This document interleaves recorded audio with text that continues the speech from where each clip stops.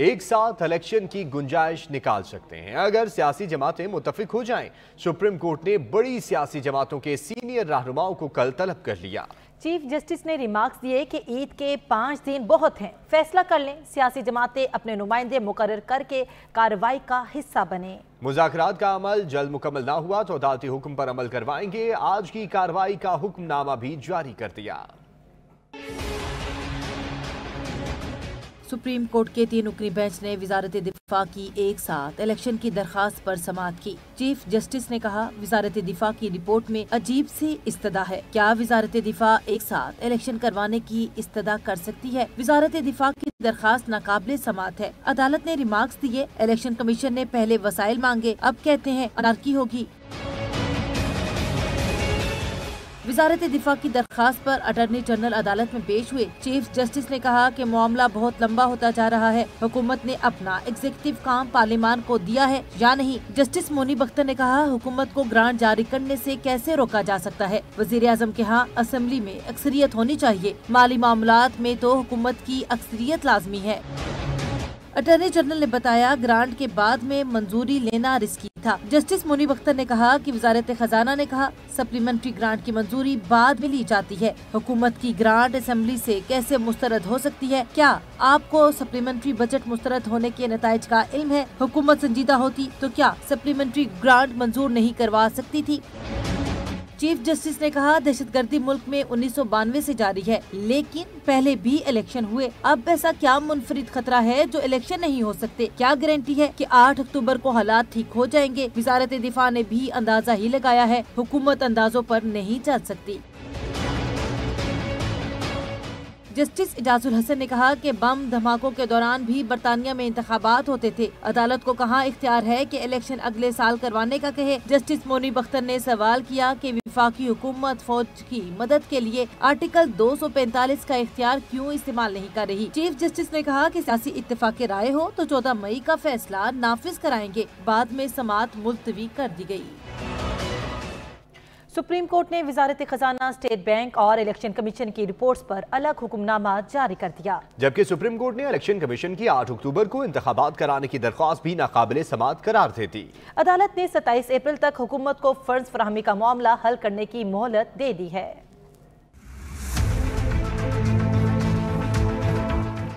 Supreme court ने हुक्मनामे में कहा, विफाकी हुकूमत बाइख्तियार थी कि अदालती हुक्म पर 21 अरब के फंड्स जारी करती। जारी करदा फंड्स की असेंबली से बाद में मंजूरी लेना मामूल की बात है। अटॉर्नी जनरल ने इस नुक्ते की मुखालफत नहीं की। अटॉर्नी जनरल के बकौल असेंबली की करारदाद के बाद काबीना ने पार्लियामेंट से रुजू किया। असेंबली करारदाद काबीना के रास्ते की रुकावट नहीं बन सकती।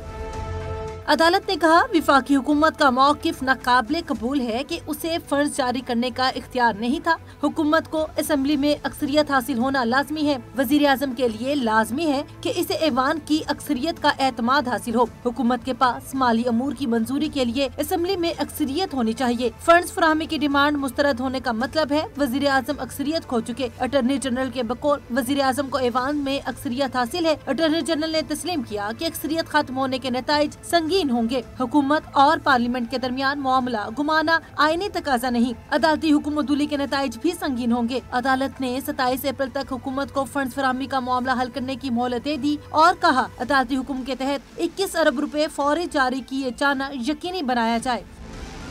अदालत ने कहा, इलेक्शन कमीशन ने इंतखाबात 8 अक्टूबर को कराने की इस्तदा की। इलेक्शन कमीशन की इस्तदा का मतलब मुकदमे की असरनो समाअत है। अदालत ने इलेक्शन कमीशन की 8 अक्टूबर को इंतखाबात कराने की दरखास्त नाकाबिले समाअत करार दे दी। अदालत ने वजारत दिफा की एक साथ इंतखाबात कराने की दरखास्त नाकाबिले समाअत करार देते हुए खारिज कर दी।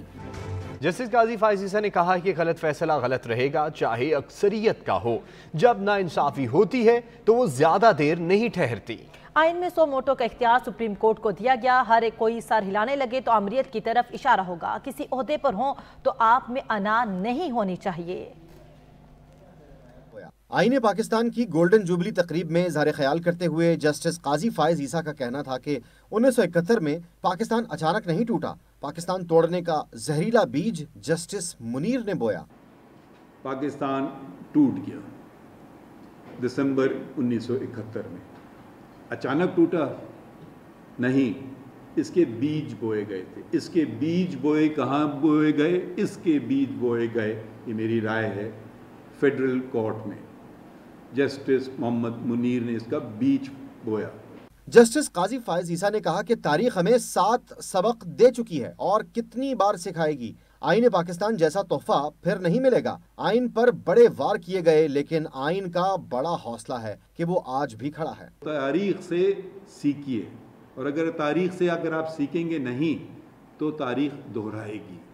और पाकिस्तान में एक दफ़ा नहीं, कई मरतबा तारीख ने अपने आप को दोहराया है और दोहराती चली गई है। तारीख कितनी दफ़ा में सिखाएगी? 7 सबक तो दे चुकी है।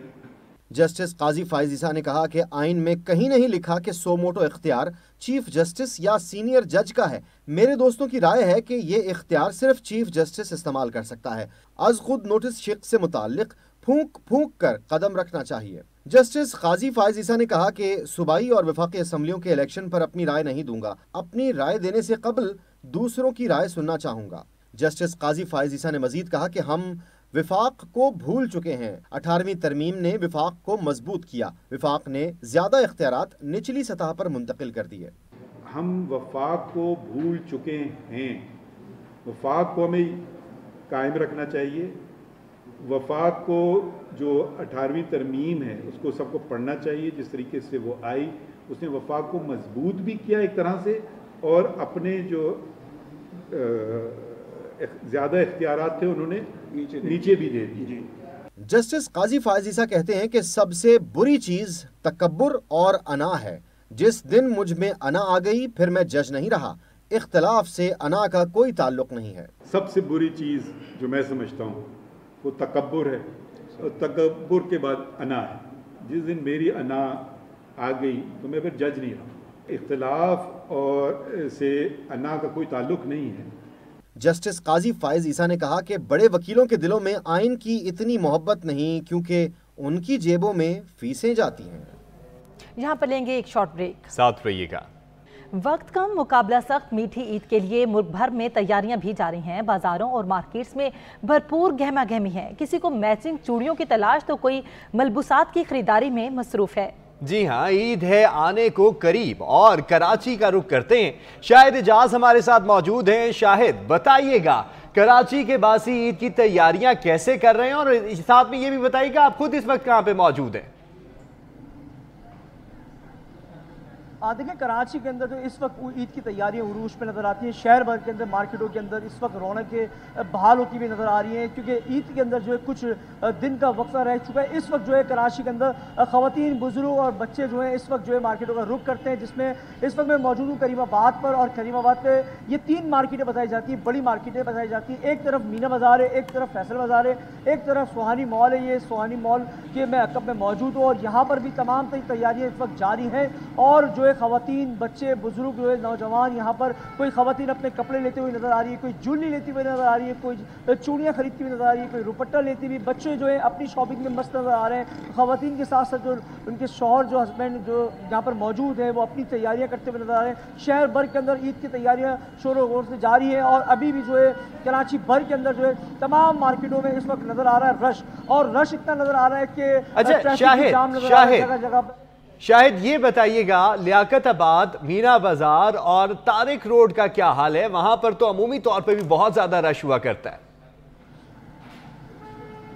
देखिए, लियाकताबाद की बात करते हैं। लियाकताबाद में भी इसी तरीके का रश नज़र आता है, क्योंकि वहाँ पर ज़्यादातर जो है मार्केटों के साथ जो है स्टॉल वाक़ई होते हैं, जहाँ पर कम कीमतों में चीज़ें जो है मिली जाती हैं। और इसके अलावा जो है ख़ास तौर पे बात करते हैं तारिक रोड की। तारिक रोड के ऊपर भी जो चीज़ें मिलती हैं, वहाँ पर भी इस वक्त रश नज़र आ रहा है, क्योंकि शहर भर की जितनी भी मार्केटें बताई जाती हैं, तमाम ज़िला ईस्ट ले लें, साउथ ले लें, वेस्ट ले लें, सेंट्रल ले लें, डिस्ट्रिक्ट मलिर, कोरंगी, दीगर जगहों पर जो मार्केटें वाक़ई है, वहाँ पर जो है ख़वातीन का सबसे ज़्यादा रश नज़र आता है, क्योंकि अफ्तार के बाद से जो है है इन दिनों के अंदर खास तौर पे ईद से कबल जो इन दिनों में इफ्तार के बाद खवातीन अपने हस्बैंड के साथ और बच्चों के समेत जो पूरी फैमिलियाँ जो है शॉपिंग के लिए निकलती है तमाम तर तैयारियों के लिए, क्योंकि खवातीन इस वक्त से जो है पार्लरों का रुख करती हैं, चूड़ियाँ, इसके साथ ज्वेलरी, मेकअप, तमाम तर चीज़ें खरीदती हैं, नज़र आती हैं। और कपड़ों के साथ साथ जब तक मैचिंग की चप्पलें ना हो तो खवातीन की जो है तैयारियाँ मुकम्मल नहीं होती। अभी भी जो तमाम मार्केटों में इसी तरीके से रश नज़र आ रहा है, क्योंकि इस वक्त टाइम जो कम नज़र आता है, लेकिन दूसरी जानिब जो है खवातीन के साथ साथ जो है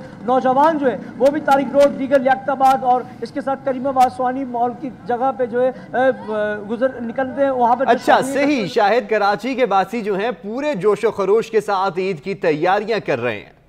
जी, आपको बताएं कराची के बाद शहर इक़्तिदार में भी गहमा गहमी जारी है और ईद की तैयारियां अरूजों पे हैं। जी हाँ, शहर इक़्तिदार से सजाद काज़मी हमारे साथ मौजूद हैं। जी सजाद, कराची के तो हालात हमने जान लिए, अब जरा आप भी बताइए, आप इस वक्त कहाँ पे मौजूद हैं और इस्लामाबाद में कितना रश देख रहे हैं ईद की तैयारियों के हवाले से?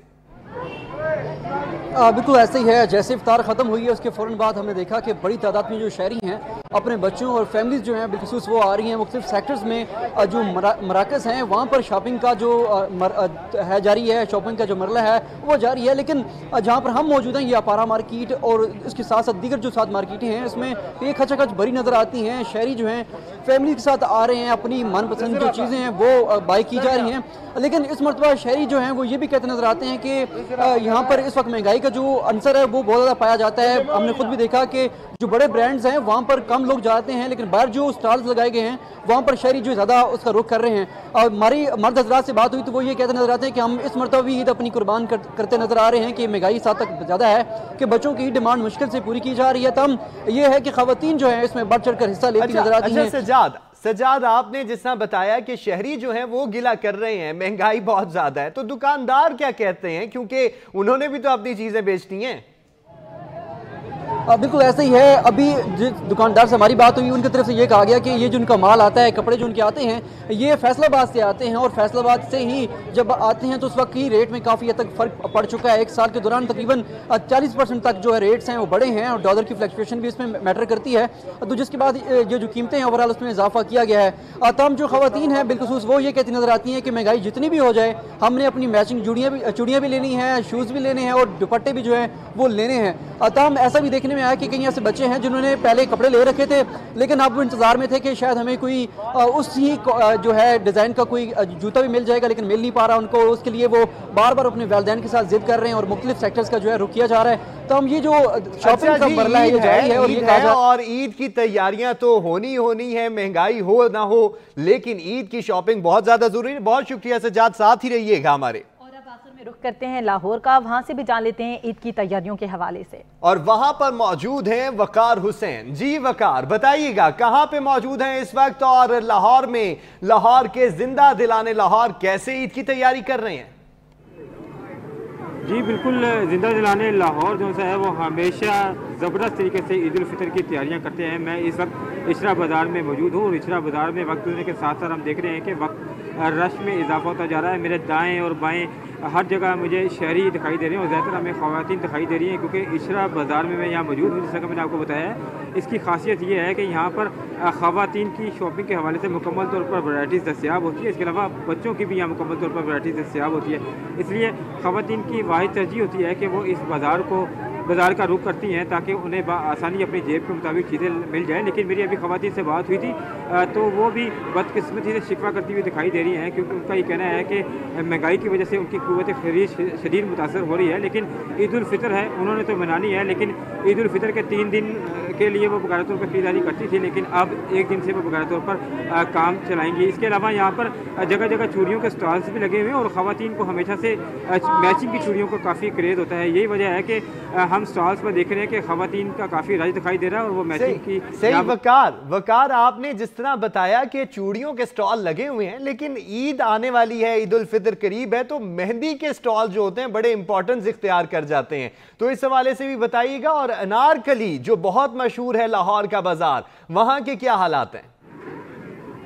जी बिल्कुल, आपने बहुत ज़बरदस्त क्वेश्चन किया है कि जो चूड़ियों का स्टॉल होता है वहाँ पर मेहंदी का भी स्टॉल लगाए जाते हैं और मेहंदी के स्टॉल भी वहाँ लगे हुए हैं और ख़वातीन जो सी हैं वो अपनी बकायदा तौर पर मेहंदी भी मनपसंद की लगवा रही हैं, क्योंकि वहाँ बकायदा तौर पर एक स्केच बनाया गया है, उसके मुताबिक मेहंदी लगवाई जाती है। जहाँ तक अनारकली का ताल्लुक है, अनारकली का जो बाज़ार है वहाँ पर भी बेपना रश हमें दिखाई दे रहा है। इसके अलावा लाहौर शहर के जितने भी बाज़ार हैं, शॉपिंग सेंटर्स हैं, वहाँ पर काफ़ी रश हमें दिखाई दे रहा है, क्योंकि आज 28वां रोज़ा है और कल 29वां रोज़ा होगा। और हमने ये देखा था कि दूसरे अशरे के बाद ही बकायदा तौर पर बाज़ारों में रश बढ़ गया था, लेकिन महंगाई की वजह से शहरियों की क़ुव्वत ख़रीद मुतासर हो रही है, लेकिन फिर भी वो अपनी जेब के मुताबिक ईद उल फितर की तैयारियाँ करने में हमें मसरूफ़ दिखाई दे रहे हैं। इसके अलावा ईद उल फितर की तैयारियां करते हुए दिखाई दे रहे हैं और मुकाबला जो है बहुत सख्त है, वक्त बहुत कम है। लाहौर से वकार हुसैन हमारे साथ मौजूद थे, जबकि कराची से शाहिद एजाज हमारे साथ मौजूद थे और इस्लामाबाद से सजाद काज़मी हमारे साथ मौजूद थे। तीनों का बहुत ज्यादा शुक्रिया।